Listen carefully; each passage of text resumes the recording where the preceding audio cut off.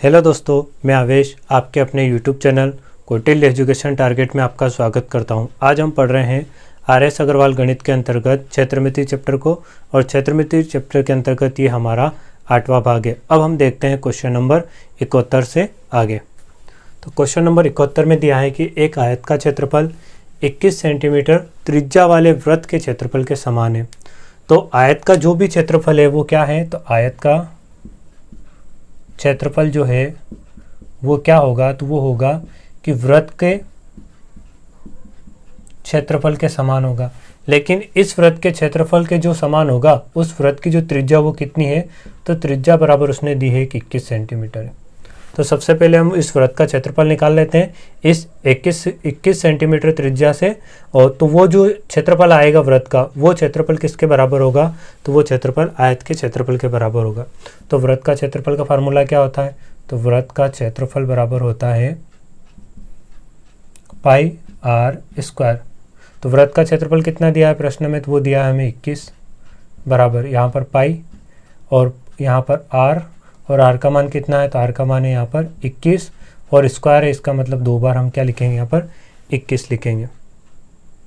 तो यहाँ से क्या हो जाएगा हमारा वृत्त का क्षेत्रफल, तो वो हो जाएगा हमारा वृत्त का क्षेत्रफल। ये हमें ज्ञात करना है वृत्त का क्षेत्रफल। तो यहाँ से हो जाएगा हमारा पाई का मान कितना रख सकते हैं हम, तो पाई का मान हम 22/7 रख सकते हैं। तो 7 एकम 7 और 7 तिया 21।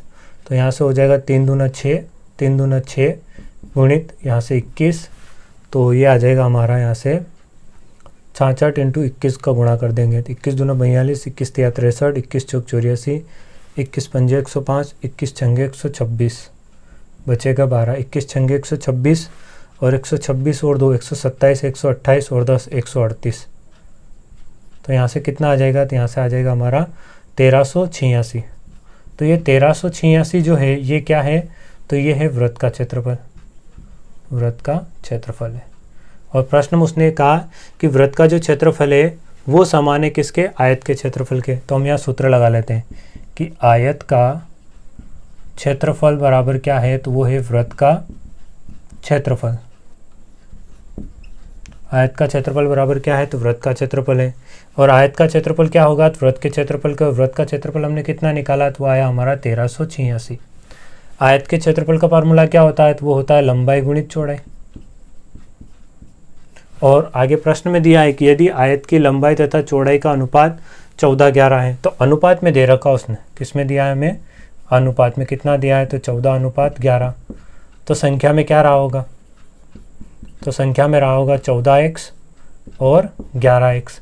14x लंबाई रही होगी और 11x क्या रही होगी, कम वाली उसकी चौड़ाई रही होगी। तो लंबाई कितनी यहाँ पर 14x, चौड़ाई कितनी यहाँ पर, तो 11x बराबर कितना है, तो बराबर में है 1386 वृत्त का क्षेत्रफल, मतलब कि यही आयत का क्षेत्रफल होगा, क्योंकि प्रश्न में उसने कहा है कि दोनों आपस में क्षेत्रफल बराबर है।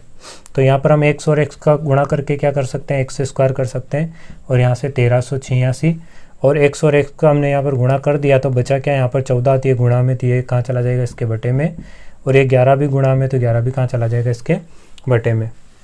तो पहले इसको हम काट लेते हैं, तो ये कट जाएगा हमारा 11 एकम 11 और कितना बचेगा, 12 13 2, 11 दूना 22, 6 बचेगा, 11 6 66। फिर इसको काट देते हैं हम, 14 नमा के 126, 9 बार में कट जाएगा। तो x स्क्वायर बराबर कितना आ जाएगा, तो x स्क्वायर बराबर 9 आ जाएगा, और ये वाला वर्ग इसके ऊपर लग जाएगा। तो x बराबर कितना आ जाएगा, तो x बराबर आ जाएगा हमारा 3 आ जाएगा। अब हमने यहाँ से क्या किया, तो हमने यहाँ से x का मान निकाल लिया। अब हमें पता है कि आयत की लंबाई कितनी है, तो आयत की लंबाई जो है वो है हमारी 14x। तो यहाँ से कितना हो जाएगा, 14 गुणित x का मान 3 निकाला, तो 14 28 34 42, ये हो जाएगी हमारी लंबाई। चौड़ाई कितनी हो जाएगी, तो चौड़ाई का अनुपात है 11x। तो 11 × x का मान कितना है, तो x का मान 3 है, तो 11 तिया 33 क्या हो जाएगी, तो उस आयत की चौड़ाई हो जाएगी। और पूछा क्या था, उसकी परिमिति, मतलब आयत के परिमाप का फार्मूला हमसे पूछा है। तो आयत का परिमाप बराबर क्या होगा, तो आयत का परिमाप बराबर होता है 2 लंबाई धन चौड़ाई। तो 2 लंबाई कितनी है, तो 42 है, चौड़ाई कितनी है, तो चौड़ाई 33 है। तो यहाँ से आ जाएगा 2, और पहले ब्रैकेट को हम जोड़ लेंगे।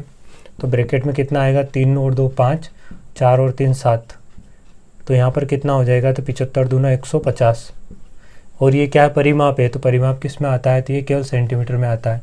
और क्षेत्रफल होता है तो किस में आएगा, तो क्षेत्रफल हमेशा सेंटीमीटर स्क्वायर में आता है। ठीक है, तो हमसे पूछा क्या था, इसकी परिमिति क्या होगी, तो इसकी परिमिति 150 सेंटीमीटर होगी। तो क्वेश्चन नंबर जो 71 है, इसका जो राइट आंसर वो क्या आ जाएगा, तो आ जाएगा हमारा ऑप्शन डी करेक्ट हो जाएगा यहाँ से। अब हम देखते हैं क्वेश्चन नंबर 72 को। क्वेश्चन नंबर 72 में दिया है कि एक वृत्त की परिधि 100 सेंटीमीटर है।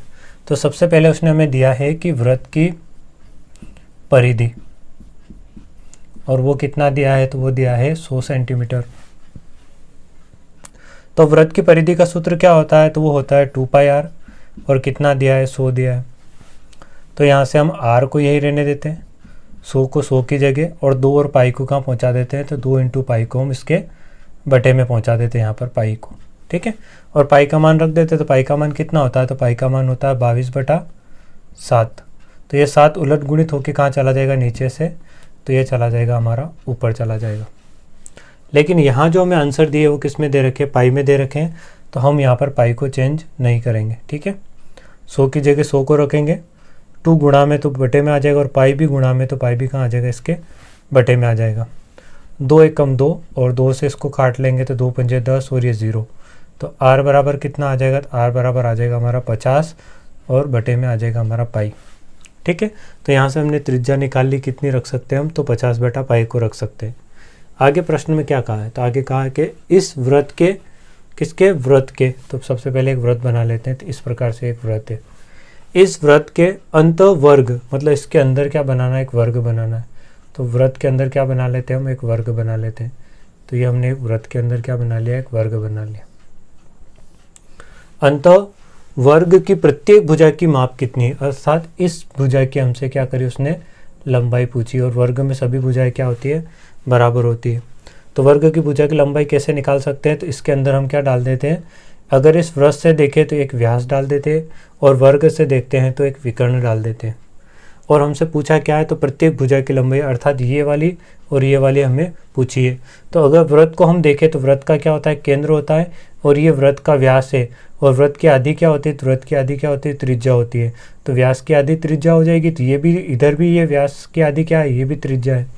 तो यहाँ से हम क्या कर सकते हैं, तो यहाँ से हम समकोण त्रिभुज वाला फार्मूला लगाओ। समकोण त्रिभुज दिख रहा है हमें, ये हमारा कितने का है, तो ये 90 डिग्री का एंगल है यहाँ पर। तो 90 डिग्री का जहाँ पर भी कोण बनता है, तो वहाँ पर हम क्या लगा सकते हैं, पाइथागोरस प्रमेय लगा सकते हैं। तो पाइथागोरस प्रमेय में क्या होता है, पाइथागोरस प्रमेय में होता है कि कर्ण का स्क्वायर बराबर लंब का स्क्वायर, धन क्या होता है, तो वो होता है हमारा आधार का स्क्वायर होता है। तो कर्ण कितना है यहाँ पर, तो देखो एक आ रही है और एक आ रही है, तो कितना हो जाएगा, तो ये हो जाएगा हमारा 2r हो जाएगा। तो कर्ण हो जाएगा हमारा 2r का स्क्वायर बराबर लंब कौन सा है, तो लंब है हमारा ये वाला। ठीक है, तो लंब कितना है यहाँ पर, तो a का स्क्वायर। आधार कितना है, तो आधार ये है, तो आधार कितना है, तो आधार भी यहाँ पर a है, तो a का स्क्वायर हो जाएगा। तो यहाँ से हम क्या कर सकते हैं, इसका वर्ग निकालेंगे। 2 का वर्ग कितना होगा, 4, r का स्क्वायर कितना होगा, तो r का स्क्वायर r ही होगा, और यहाँ पर a स्क्वायर और a स्क्वायर कितना हो जाएगा, तो 2a स्क्वायर हो जाएगा। ठीक है, हमें क्या निकालना है यहाँ से, तो हमें a अर्थात भुजा निकालनी है। तो हम यहाँ पर a को रखेंगे, बाकी को इधर पहुँचा देंगे, तो यहाँ पर हो जाएगा हमारा a का स्क्वायर, यहाँ पर आ जाएगा हमारा 4r का स्क्वायर, और ये 2 गुणा में, तो 2 का आ जाएगा इसके बटे में आ जाएगा। तो यहाँ से हम 2 एकम 2, और 2 दूना कितना कर देंगे, यहाँ से 4 कर देंगे, तो कितना आ जाएगा, तो यहाँ पर आ जाएगा 2r स्क्वायर बराबर यहाँ पर है a स्क्वायर। इस a स्क्वायर को इसके ऊपर लगा देंगे यहाँ से, तो इस वर्ग, क्योंकि हमें तो a चाहिए, a का वर्ग नहीं चाहिए, तो इस वर्ग को इसके ऊपर लगा देते हैं। इस वर्ग को इसके ऊपर लगा, इसका मतलब ये 2 के ऊपर भी वर्ग है और r स्क्वायर के ऊपर भी वर्ग है। तो 2 के ऊपर वर्ग है और 2 किसी का वर्ग नहीं होता है, इंटू r के ऊपर भी वर्ग है, तो r का वर्ग, और इस वर्ग का मतलब क्या होता है, तो इस अंडर रूट का मतलब होता है 1/2। तो इसका मतलब इस r का क्या है, 1/2 है। तो 2 से 2 को काट देंगे, तो यहाँ पर कितना बचेगा, तो यहाँ पर हमारा बच जाएगा 2r, और ये 2 के ऊपर क्या है यहाँ पर, तो 2 के ऊपर यहाँ पर अंडर रूट है। तो इसको भी हल कर लेते हैं। 2 के ऊपर क्या है, तो अंडर रूट है, और r का मान हमने निकाल रखा है यहाँ से, कितना निकाल रखा है, तो r का मान हमने निकाला था कि 50/पाई को रख सकते हैं। तो r की जगह कितना रख सकते हैं हम, 50/पाई। तो राइट आंसर क्या आ जाएगा हमारा, तो राइट आंसर आ जाएगा 50, तो आगे आ जाएगी संख्या, और अंडर रूट 2 की संख्या पीछे चली जाएगी, और बटे में कितना आ जाएगा, बटे में आ जाएगा हमारा पाई। तो ये क्या है, तो ये इस वर्ग की भुजा है और ये भुजा किस में दे रखी है, सेंटीमीटर में, तो ये राइट आंसर हो जाएगा हमारा सेंटीमीटर। तो उस वर्ग की जो भुजा है वो कितनी आ जाएगी, अर्थात ये वाली ए कितना आ जाएगा ये, तो ये आ जाएगा 50√2/π। तो ये हो जाएगा हमारा right answer, option B correct हो जाएगा यहाँ से। अब हम देखते हैं क्वेश्चन नंबर 73 को। क्वेश्चन नंबर 73 में दिया है कि यदि किसी अर्धवृत्त का परिमाप 36 हो, तो सबसे पहले उसने ये बोला है कि अर्धवृत्त का परिमाप बराबर कितना दिया है, तो बराबर में दिया है हमें 36। ये यहाँ पर एक कंडीशन दी है। अब हमें समझना पड़ेगा कि अर्धवृत्त का परिमाप होता क्या है। तो मान लो कि ये पूरा वृत्त है, तो इसका परिमाप क्या होता है, तो इसका परिमाप मतलब होता है कि ये यहाँ से लगाकर ये आसपास का जितना भी जो इसका एरिया है, इस एरिया की लंबाई क्या होती है, तो वो होती है हमारा वृत्त का परिमाप या वृत्त की परिधि। और हमें क्या कहा था, हमें उसने अर्धवृत्त कहा, इसका मतलब हमें ऊपर वाला लेना है, नीचे वाले को हमें नहीं लेना है। तो अब इसका मतलब क्या होगा, तो इसका मतलब ये होगा कि यहाँ से लगाकर यहाँ तक ये वाला एरिया और ये वाली लाइन हमें क्या करनी है, तो परिमाप में लेनी है। तो ये कौन सा है, तो ये पूरा परिमाप नहीं, ये आधा परिमाप। अगर पूरा परिधि होती है वृत्त की क्या होती, तो पूरी परिधि होती 2πr होती, और हमें क्या करनी, आधी लेनी है। इसका मतलब हमें 2 से भाग दे देंगे तो आधा हो जाएगा पूरा परिमाप का। तो पूरा परिमाप का आधा कितना हो जाएगा, तो वो हो जाएगा πr। तो ये यहाँ से लगाकर यहाँ तक की जो दूरी है इसे हमने निकाल लिया, πr है, लेकिन इसमें ये भी तो है, इसको भी निकालना पड़ेगा। तो इसको हम क्या कहते हैं, तो इसे हम व्यास कहते हैं। और व्यास की आधी क्या होती है, तो व्यास की आधी त्रिज्या होती है। तो एक आर्य है और एक आर्य है, तो टोटल अर्धवृत्त का परिमाप कितना हो जाएगा, तो r + r मतलब कि 2r और ये वाला πr। तो अर्धवृत्त का परिमाप कितना हो जाएगा, तो 2r + πr बराबर कितना हो गया, तो बराबर में यहाँ पर दिया है हमें 36 दिया है प्रश्न में। अब यहाँ से हम क्या कर सकते हैं, तो इसमें से हम r को कॉमन निकाल सकते हैं। तो r को हम बाहर निकालेंगे, अंदर क्या बचेगा 2, प्लस यहाँ से भी r को बाहर निकाल लिया, तो यहाँ पे क्या बचेगा π, और बराबर में कितना है, तो बराबर में है 36। अब यहाँ पर क्या है, तो r है, यहाँ पर 2 है, और π का मान हम रख देते हैं 22/7, और बराबर में कितना है, तो बराबर में 36। इसको भी हल कर लेते हैं। 7 दूने कितना हो जाएगा 14, और 14 में कितना जोड़ देंगे हम, 22 को जोड़ देंगे। तो ये हो जाएगा 14 + 22 और बटे में आ जाएगा 7, और यहाँ पर रहेगा हमारा r, और बराबर में आ जाएगा 36।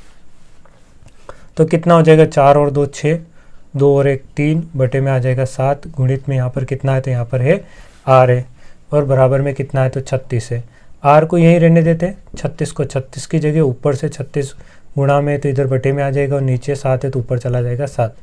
36 से 36 को काट देंगे तो r बराबर कितना आ जाएगा, तो त्रिज्या आ गई हमारी 7 आ गई। तो यहाँ से हमने r बराबर कितना निकाल लिया, तो r बराबर हमने यहाँ से 7 निकाल लिया। अब पूछा क्या है, इसका क्षेत्रफल कितना होगा, अर्थात इस पूरा जो वृत्त है इस वृत्त का क्षेत्रफल क्या होगा। तो वृत्त का क्षेत्रफल क्या होगा, तो वृत्त का क्षेत्रफल बराबर क्या होता है, तो वृत्त का क्षेत्रफल बराबर होता है πr² होता है, πr²। तो पाई का मान कितना होता है, तो पाई का मान होता है 22/7। r कितना निकाला हमने, 7 निकाला, तो यहाँ पर आ जाएगा हमारा 7 का वर्ग आ जाएगा। तो ये हो जाएगा 22/7 × 7 × 7। तो 7 से 7 को काट देंगे तो कितना आ जाएगा, तो 7 दूनी 14, 7 दूनी 14 और 1 15, 154 सेंटीमीटर² हो जाएगा हमारा वृत्त का क्षेत्रफल। तो क्वेश्चन नंबर 73 का जो राइट आंसर वो कितना आ जाएगा, 154 मीटर²। तो वो है हमारा यहाँ से ऑप्शन ए करेक्ट हो जाएगा। अब हम देखते हैं क्वेश्चन नंबर 74 को। तो क्वेश्चन नंबर 74 में दिया है कि एक वर्ग के अंतःवृत्त तथा बाह्य वृत्त के क्षेत्रफलों में क्या अनुपात होगा। देखो ये एक वर्ग है और इस वर्ग के अंदर यहाँ पर क्या बना हुआ है, तो एक वृत्त बना हुआ है, तो इसे कहते हैं अंतःवृत्त। और ये एक वृत्त है और इस वृत्त के अंदर क्या बना हुआ है, तो अंदर बना हुआ है यहाँ पर एक वर्ग बना हुआ है। हमें क्या चाहिए यहाँ से, तो इनके क्षेत्रफलों का अनुपात चाहिए। किसके, तो यहाँ पर हमें एक वर्ग के अंतःवृत्त तथा बाह्य वृत्त के क्षेत्रफलों का अनुपात, एक अंतःवृत्त का भी चाहिए और बाह्य वृत्त का भी चाहिए।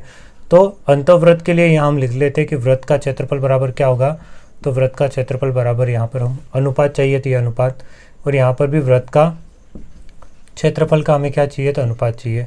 ये किसके लिए रखेंगे, तो ये हम अंतःवृत्त के लिए रख लेते हैं, और ये किसके लिए रख रहे हैं, तो हम ये बाह्य वृत्त के लिए रख रहे हैं। तो अंतःवृत्त का भी क्षेत्रफल क्या होगा, क्षेत्रफल का फार्मूला तो वही होता है पाई आर स्क्वायर, और यहाँ पर भी क्षेत्रफल का फार्मूला क्या होगा, क्षेत्रफल का फार्मूला होता है पाई आर स्क्वायर होता है। लेकिन हमें यहाँ पर क्या चाहिए, तो एक तो ये इसमें अलग त्रिज्या है और इसमें भी क्या है, अलग त्रिज्या है, तो इस त्रिज्या का मान हमें दोनों में निकालना पड़ेगा। तो यहाँ से अंतःवृत्त जो होता है ना, इसकी त्रिज्या क्या होती थी, ये वाली भुजा वर्ग की, ये भी भुजा वर्ग की, ये भी भुजा वर्ग की, और ये भी भुजा क्या है, तो वर्ग की। तो वर्ग की सभी भुजाएं आपस में क्या होती है, बराबर होती है। अगर हम यहाँ से एक सीधी लाइन खींच दें तो ये क्या है, इस वर्ग के अंदर हमने खींच दी, क्या खींच दी, यहाँ पर एक सीधी लाइन खींच दी। इसका मतलब इस वृत्त का क्या हो गया, ये तो इस वृत्त का ये क्या हो गया, व्यास हो गया। तो व्यास क्या होता है, तो ये व्यास भी इस वर्ग की भुजा के बराबर होगा। लेकिन हमें तो त्रिज्या चाहिए, तो त्रिज्या क्या होती है, आधी होती है। तो हम यहाँ से क्या कह सकते हैं कि वर्ग की जो त्रिज्या वो क्या हो जाएगी, तो वो हो जाएगी यहाँ से a/2। तो यहाँ से पहले वाला जो त्रिभुज है, पहले वाला जो वृत्त है, इसमें जो त्रिज्या होगी वो कितनी हो जाएगी, तो वो हो जाएगी a/2 का स्क्वायर हो जाएगा। अगले में क्या होगा, जब इसी तरीके से अगर हम इसमें भी निकालें, ये a होगी, ये भी a होगी, ये भी a होगी, ये भी a होगी, तो इस वाले विकर्णों को अगर हम निकालेंगे तो इस विकर्ण की आधी यहाँ पर क्या हो जाएगी, इसकी त्रिज्या हो जाएगी। तो वो कितना आएगी, तो वो आएगी a√2 बटे में कितना आ जाएगा, तो 2 आ जाएगा। तो यहाँ से हम इसको कितने निकाल लिया, a√2 बटे में 2, तो यहाँ से पाई, और इसका मान कितना है, तो इसका मान है a√2 और बटे में कितना आ जाएगा, 2, और इसका भी क्या करेंगे हम यहाँ पर स्क्वायर निकालेंगे। तो हमें तो अनुपात चाहिए, तो अनुपात में हमें समान संख्या को क्या करना पड़ता है, काटना पड़ता है। तो पाई से पाई को काट देंगे, a का स्क्वायर कितना हो जाएगा, तो a का स्क्वायर यही होगा, और 2 का स्क्वायर कितना हो जाएगा, तो 2 का स्क्वायर 4 हो जाएगा। फिर a का स्क्वायर कितना हो जाएगा, तो a का स्क्वायर हो जाएगा, और √2 का √2 में गुणा करेंगे तो क्या हो जाएगा, तो √2 इंटू √2 हो जाएगा, और बटे में कितना हो जाएगा, 2 दूनी 4 हो जाएगा।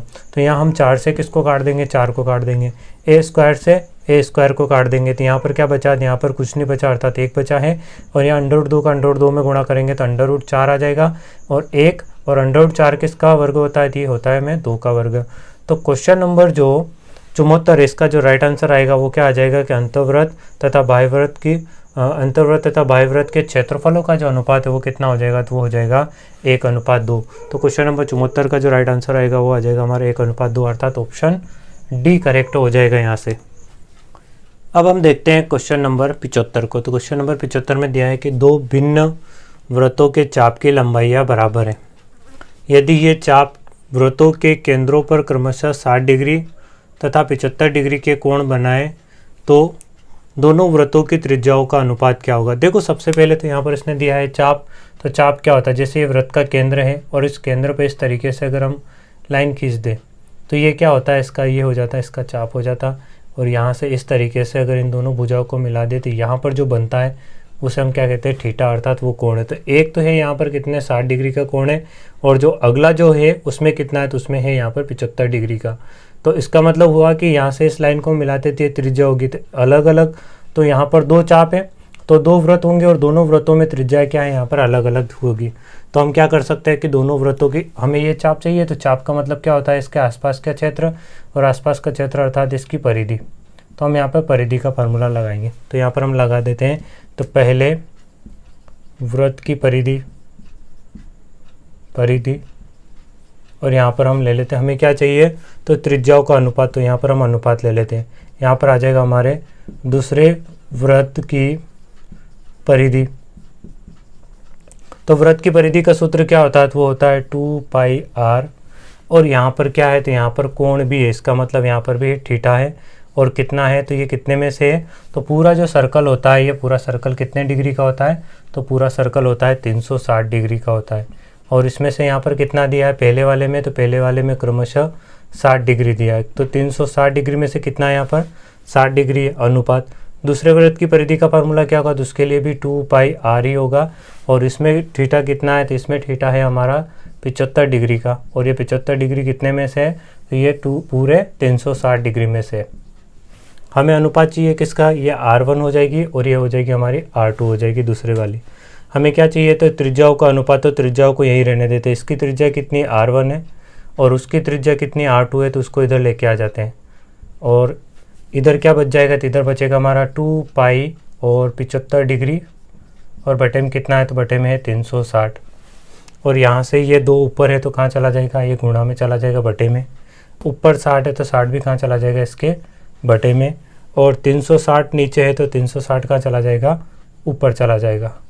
और यहाँ पर पाई ऊपर है तो पाई कहाँ आ जाएगा, तो पाई यहाँ पर बटे में आ जाएगा। अब सारी संख्याओं को हम आपस में काट लेते। देखो यहाँ पाई से पाई कट गया, 360 से 360 कट जाएगा, 2 से यहाँ पर 2 कट जाएगा, और यहाँ पर देखें तो 75 और 60 बचा, तो इनको भी काट देते 5 से।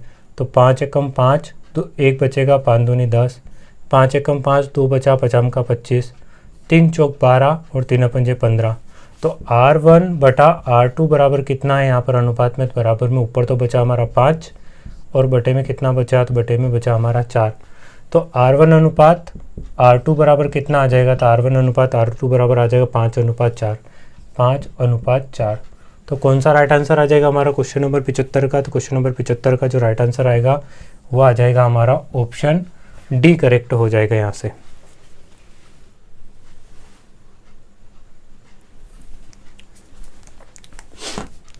अब हम देखते हैं क्वेश्चन नंबर 75 को। तो क्वेश्चन नंबर 75 में दिया है कि दो भिन्न वृत्तों के चाप की लंबाइयाँ बराबर है। यदि ये चाप वृत्तों के केंद्रों पर क्रमशः 60 डिग्री तथा 75 डिग्री के कोण बनाए तो दोनों वृत्तों की त्रिज्याओं का अनुपात क्या होगा। देखो सबसे पहले तो यहाँ पर इसने दिया है चाप। तो चाप क्या होता है, जैसे ये वृत्त का केंद्र है और इस केंद्र पे इस तरीके से अगर हम लाइन खींच दें तो ये क्या होता है, इसका ये हो जाता है, इसका चाप हो जाता। और यहाँ से इस तरीके से अगर इन दोनों भुजाओं को मिला दे तो यहाँ पर जो बनता है उसे हम क्या कहते हैं, थीटा, अर्थात वो कोण है। तो एक तो है यहाँ पर कितने 60 डिग्री का कोण है, और जो अगला जो है उसमें कितना है, तो उसमें है यहाँ पर 75 डिग्री का। तो इसका मतलब हुआ कि यहाँ से इस लाइन को मिलाते थे त्रिज्या होगी तो अलग अलग। तो यहाँ पर दो चाप है तो दो वृत्त होंगे और दोनों वृत्तों में त्रिज्या क्या है, यहाँ पर अलग अलग होगी। तो हम क्या कर सकते हैं कि दोनों वृत्तों की हमें ये चाप चाहिए। तो चाप का मतलब क्या होता है, इसके आसपास का क्षेत्र, और आसपास का क्षेत्र अर्थात इसकी परिधि। तो हम यहाँ पर परिधि का फार्मूला लगाएंगे। तो यहाँ पर हम लगा देते हैं। तो पहले वृत्त की परिधि और यहाँ पर हम ले लेते हैं, हमें क्या चाहिए, तो त्रिज्याओं का अनुपात। तो यहाँ पर हम अनुपात ले लेते हैं। यहाँ पर आ जाएगा हमारे दूसरे वृत्त की परिधि। तो वृत्त की परिधि का सूत्र क्या होता है, तो वो होता है 2πr। और यहाँ पर क्या है, तो यहाँ पर कोण भी है, इसका मतलब यहाँ पर भी थीटा है। और कितना है, तो ये कितने में से है, तो पूरा जो सर्कल होता है, ये पूरा सर्कल कितने डिग्री का होता है, तो पूरा सर्कल होता है 360 डिग्री का होता है। और इसमें से यहाँ पर कितना दिया है पहले वाले में, तो पहले वाले में क्रमशः 60 डिग्री दिया है। तो 360 डिग्री में से कितना है यहाँ पर 60 डिग्री अनुपात। दूसरे वृत्त की परिधि का फार्मूला क्या होगा, तो उसके लिए भी 2πr ही होगा। और इसमें थीटा कितना है, तो इसमें थीटा है हमारा 75 डिग्री का। और ये 75 डिग्री कितने में से है, तो ये पूरे 360 डिग्री में से। हमें अनुपात चाहिए किसका, ये R1 हो जाएगी और ये हो जाएगी हमारी R2 हो जाएगी दूसरे वाली। हमें क्या चाहिए, तो त्रिज्याओं का अनुपात। तो त्रिज्याओं को यही रहने देते। इसकी त्रिज्या कितनी R1 है और उसकी त्रिज्या कितनी R2 है, तो उसको इधर लेके आ जाते हैं। और इधर क्या बच जाएगा, तो इधर बचेगा हमारा 2π और 75 डिग्री, और बटे में कितना है, तो बटे में है 360। और यहाँ से ये दो ऊपर है तो कहाँ चला जाएगा, ये गुणा में चला जाएगा बटे में। ऊपर 60 है तो 60 भी कहाँ चला जाएगा, इसके बटे में। और 360 नीचे है तो 360 कहाँ चला जाएगा, ऊपर चला जाएगा। और यहाँ पर पाई ऊपर है तो पाई कहाँ आ जाएगा, तो पाई यहाँ पर बटे में आ जाएगा। अब सारी संख्याओं को हम आपस में काट लेते। देखो यहाँ पाई से पाई कट गया, 360 से 360 कट जाएगा, 2 से यहाँ पर 2 कट जाएगा, और यहाँ पर देखें तो 75 और 60 बचा, तो इनको भी काट देते 5 से। तो 5 एकम 5, तो 1 बचेगा, 5 दूनी 10, 5 एकम 5, 2 बचा, 5 का 25, 3 चौक 12 और 3 पंजे 15। तो R1 बटा R2 बराबर कितना है यहाँ पर अनुपात में, तो बराबर में ऊपर तो बचा हमारा 5 और बटे में कितना बचा, तो बटे में बचा हमारा 4। तो R1 अनुपात R2 बराबर कितना आ जाएगा, तो R1 अनुपात R2 बराबर आ जाएगा 5:4, 5:4। तो कौन सा राइट आंसर आ जाएगा हमारा क्वेश्चन नंबर 75 का, तो क्वेश्चन नंबर 75 का जो राइट आंसर आएगा वो आ जाएगा हमारा ऑप्शन डी करेक्ट हो जाएगा यहाँ से।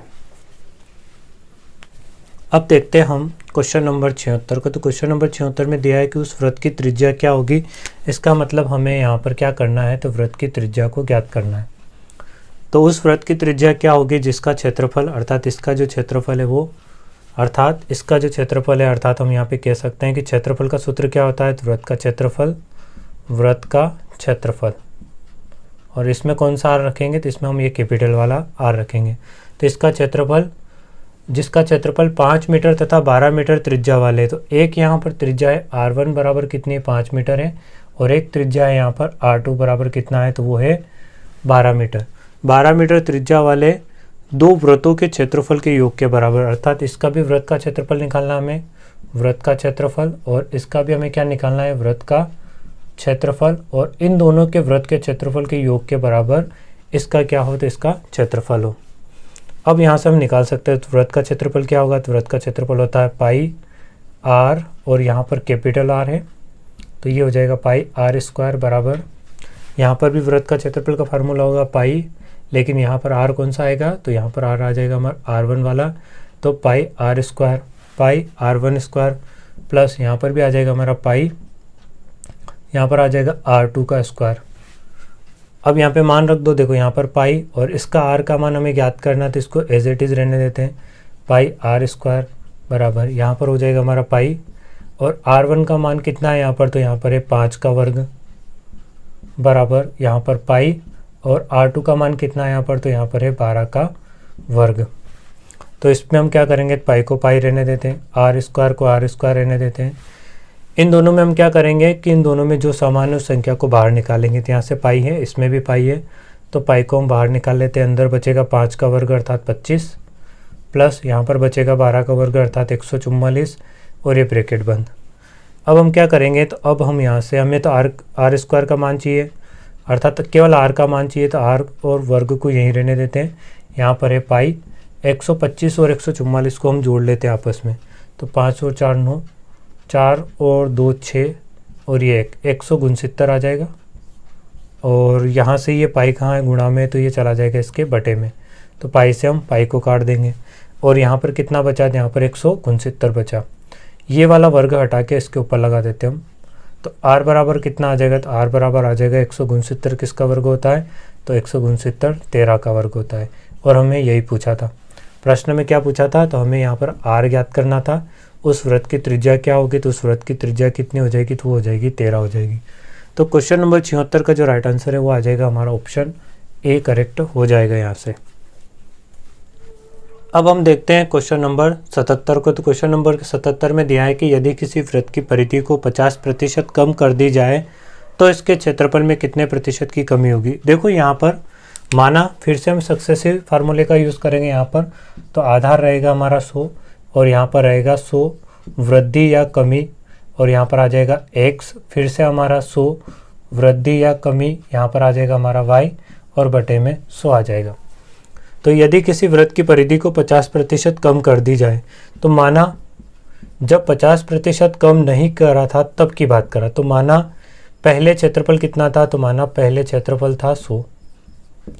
अब ये पहले का क्षेत्रफल है, अभी क्या हुआ है, तो अभी क्षेत्रफल में क्या हुई है, तो यहाँ पर कमी हुई है, तो सॉरी परिधि को 50% कम किया गया है।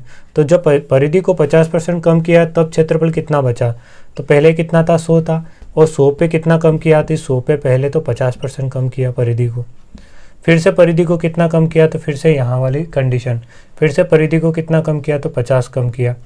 तो अभी क्षेत्रफल कितना हो जाएगा, तो 100 में से 50 गया तो 50 बचा, यहाँ पे भी 100 में से 50 जाएगा तो 50 बचेगा, और बटे में कितना आ जाएगा, तो बटे में आ जाएगा 100। 2 शून्य से हम 2 शून्य को काट देंगे, 5 और 5 का गुणा करेंगे तो 25।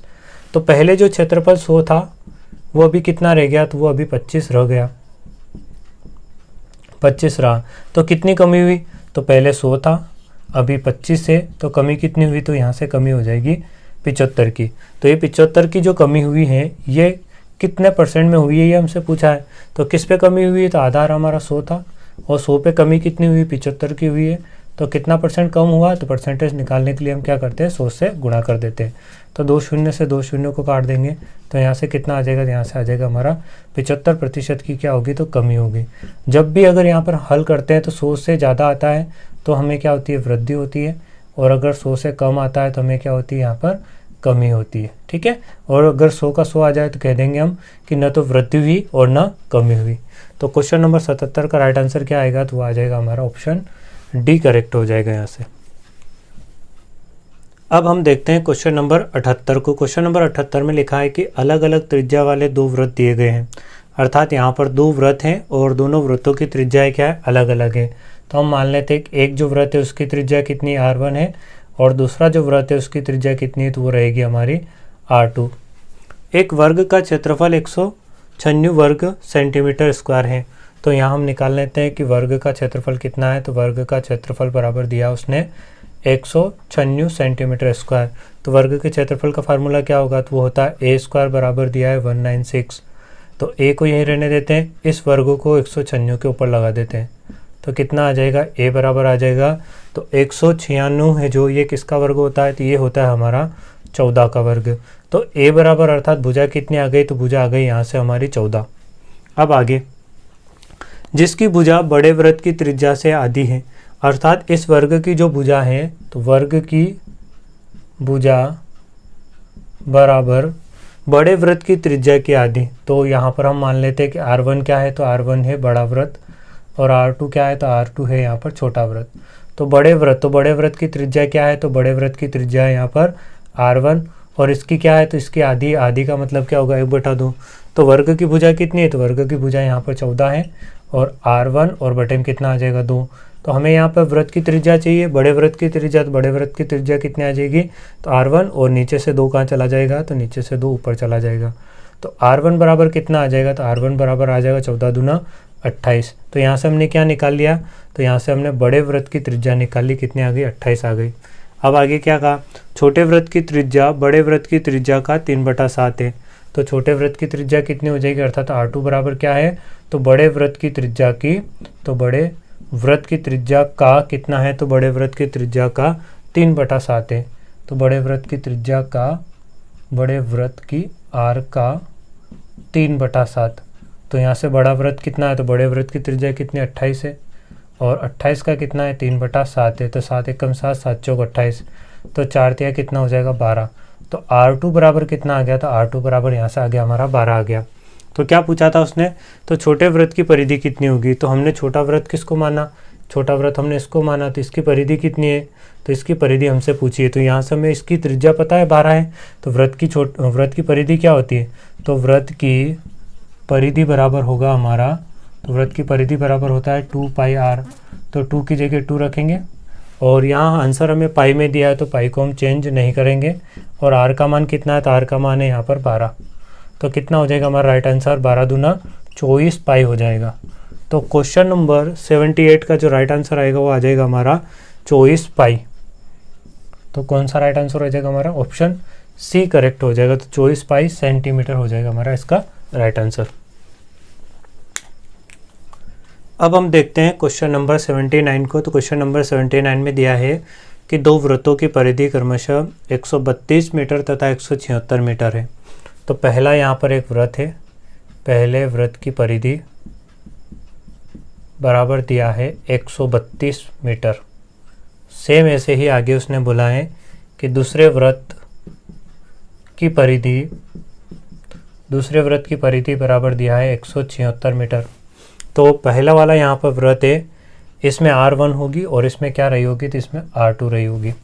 ठीक है, तो पहले वृत्त की परिधि का फार्मूला क्या होगा, तो 2πr1 बराबर कितना दिया है उसने, 132 दिया है। 2πr क्या होता है, वृत्त की परिधि का फार्मूला होता है। तो यहाँ पर हम क्या करेंगे, तो यहाँ पर हम R1 को रहने देंगे 132 और यहाँ से 2 गुणा में है तो 2 कहाँ चला जाएगा, इसके बटे में, और पाई भी गुणा में, पाई चला जाएगा बटे में, और पाई का मान होता है 22/7। तो नीचे से 7 उलट गुणित होकर कहाँ चला जाएगा, ऊपर। इसको हम काट देते हैं। 11 दूना 22, 11 एकम 11 और 11 दूना 22, 2 छंग 12 और 2 तिया 6। तो R1 बराबर आ जाएगा 7 तिया 21। तो यहाँ से हमने कितना निकाल लिया R1, तो R1 यहाँ से हमने 21 निकाल लिया। एज इट इज़ यहाँ से भी हम निकाल लेंगे R2 को।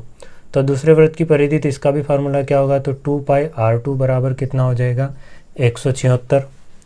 और यहाँ से R2 को यहीं रहने देते हैं, 176 को वहीं पे रहने देते हैं, और 2 गुणा में तो 2 बटे में, और पाई का मान होता है 22। पाई ऊपर है तो पाई का मान नीचे आ जाएगा और नीचे का 7 कहाँ चला जाएगा, उलट गुणित होकर ऊपर। इसको भी हम काट लेते हैं। 11 दूना 22, 11 एकम 11, 11 6 66, 2 दूनी 4 और 4 चौक 16। तो यहाँ से आ जाएगा R2 बराबर कितना आ जाएगा, 7 चौक 28 आ जाएगा। तो यहाँ से भी हमने R2 को कितना निकाल लिया, तो R2 का मान हमने यहाँ से 28 निकाल लिया। अब आगे क्या पूछा, इनके क्षेत्रफलों में कितना अंतर है, तो क्षेत्रफल का अंतर चाहिए हमें। तो क्षेत्रफल का फार्मूला क्या होता है, तो ये चाहिए हमें क्षेत्रफल माइनस क्षेत्रफल बराबर, तो यहाँ पर पहले वाले वृत्त का क्षेत्रफल, यहाँ पर दूसरे वाले वृत्त का क्षेत्रफल, तो ये हो जाएगा हमारा फर्स्ट वृत्त, ये हो जाएगा हमारा सेकेंड वृत्त के क्षेत्रफल का अंतर हमें चाहिए। तो क्षेत्रफल का सूत्र क्या होता है, तो ये क्षेत्रफल का सूत्र होता है पाई आर स्क्वायर, ये R1 वाला है।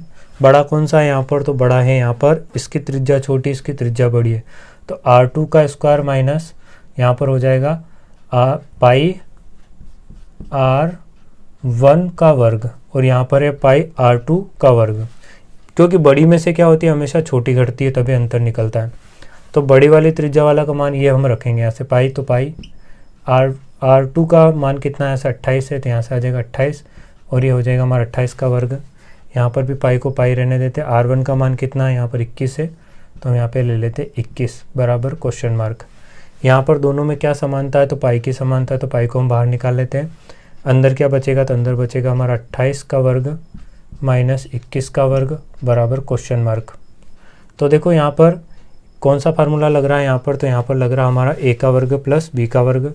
इसका मतलब हम क्या लगा सकते हैं, तो a का वर्ग माइनस b का वर्ग बराबर होता है a प्लस b, और a माइनस b का फार्मूला लगा सकते हैं, या फिर सिंपल 28 के वर्ग में से 21 का वर्ग निकाल के हम घटा देंगे, ठीक है।